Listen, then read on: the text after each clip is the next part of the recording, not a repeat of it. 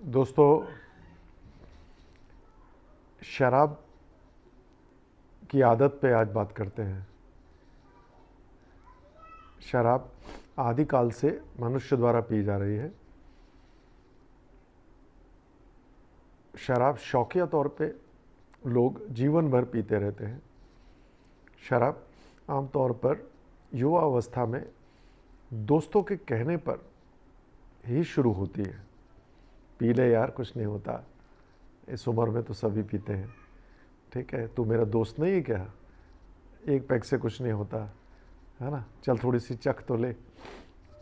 और बहुत से लोगों को फिर इसकी लत लग जाती है, वो इसके आदी हो जाते हैं और फिर इसी के द्वारा बहुत सारी बीमारियों से ग्रसित हो जाते हैं और अंत में उनकी मृत्यु का कारण कहते हैं जो निरंतर रोज़ शराब पीता है उसकी मृत्यु का कारण बताया जा सकता है कि वो किस चीज़ से मरेगा, यानी वो शराब से होने वाली बीमारियों से ही मरेगा। और शराब के बारे में बहुत सारी भ्रांतियाँ, गलत बातें फैली हुई हैं। सबसे पहले तो ये विज्ञापन की दुनिया के कई चीज़ों में आप देखते होंगे, शराब छुड़ाना, शराब को पकड़ के रखा है क्या, शराब छुड़ाना, ठीक है, आप बिना बताए कुछ दे देंगे तो वो छोड़ देगा। इतना आसान नहीं है, ये इतना आसान नहीं है।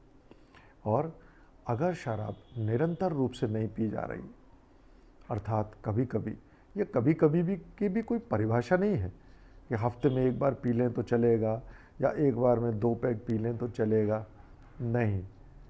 शराब की लगातार आदत एक मानसिक समस्या या मानसिक बीमारी में बदल जाती है। उसके लिए 3 चीज़ें होना बहुत ज़रूरी है। पहला, आपको शराब पीने की अति इच्छा, जिसे क्रेविंग कहेंगे इंग्लिश में, अति इच्छा हो। आप शराब की जो आपकी खुराक है वो दिन प्रतिदिन बढ़ती जाए।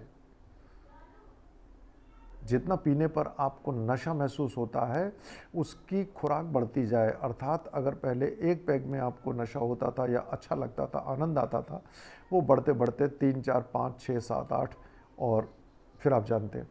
इसी प्रकार दूसरा कि अगर शराब को एक दिन भी छोड़ दिया जाए तो उसके बाद उसके विड्रॉवल सिम्टम्स होते हैं। विड्रॉवल सिम्टम्स का मतलब है विड्रॉ होना, यानी किसी चीज़ को किसी से अलग कर देना, छोड़ा देना, रोक देना। तो जब भी आप उससे विड्रॉ होते हैं, दूर होते हैं, तो आपका शरीर कांपता है, आपको जलन होती है, मुंह सूखता है, आंखें लाल हो जाती हैं और आपको कभी कभी जो है कन्फ्यूजन होना शुरू हो जाता है और फिर कुछ और बीमारियां भी जो शायद अगली बार मैं बताऊंगा। तो अगर आप इस प्रकार के हो गए हैं तो फिर अगर कोई समाधान करता या डॉक्टर आपकी शराब से आपको अलग कर सकता है तो वो है मानसिक रोग विशेषज्ञ, एक मनोचिकित्सक या साइकेट्रिस्ट ही आपको अलग कर सकता है। फिर दूसरी भ्रांति आती है, मैं धीरे धीरे करके छोड़ दूंगा, मेरी विल पावर बड़ी अच्छी है, या छुपा के दवाई दे देंगे तो वो छोड़ देगा। ऐसा बहुत कम केस में होता है, ऐसा बहुत कम केस में होता है। शराब लोग शौकिया शुरू करते हैं और बाद में फिर वो या अपनी बोरियत दूर करने के लिए इसको पीते हैं और या फिर वो किसी तनाव को दूर करने के लिए पीते हैं, ठीक है, और या अपनी और किसी न किसी मजबूरी या कमी को पूरा करने के लिए वो अपने आप को इसमें डुबोते हैं। एक प्रकार से वो इसमें अपने आप को डुबो के मारना चाहते हैं या अंधेरा कर लेना चाहते हैं अपने चारों ओर, ताकि उनको वास्तविकता का जो है उससे डर लगता है उनको, इसलिए वास्तविकता से दूर भागते हैं वो लोग। और आमतौर पर कोई शराबी कभी कभी जिद में छोड़ता नहीं है या जिद में और ज़्यादा पीता है या दिन में भी पीने लगता है। उसका मेन कारण जो हम लोगों के अनुभव में आता है वो है उनके घर के सभी सदस्यों का उनको रोकना टोकना, गलत बात बोलना, शराब की बोतलें छुपा देना, बाहर नहीं जाने देना, पैसे नहीं देना। देखिए वो कोई ना कोई तरीका तो खोज लेगा। तो बहुत अच्छा समाधान तभी होता है कि जब मरीज़ को एक मनोचिकित्सक के पास लाया जाए। अगर वो चाहता है, अगर वो नहीं भी चाहता है तो परिवार के लोगों को आकर काउंसलिंग लेनी चाहिए, परामर्श लेना चाहिए, ऐसे क्या कारण है कि वो ये पीता है।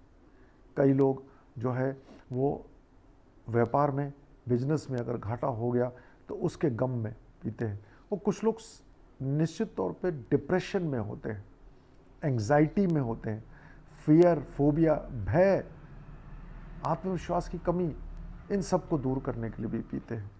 और कुछ लोग दोस्ती के चक्कर में इतना उलझ जाते हैं कि वो ना नहीं कह पाते। शाम को दोस्त आ जाते हैं या घर बुला लेते हैं तो ज़बरदस्ती हो जाती है। तो याद रखें कि शराब छुड़ाने के लिए आप बोलेंगे कि उनको छुपा के दवाई दे दें या कोई तंत्र कर दें या कहीं और ले जाएं तो छूट जाएगी, ऐसा आम तौर पर होता नहीं है। जो भी आप विज्ञापन देखते हैं उनकी सच्चाई हमारे सामने आ जाती है।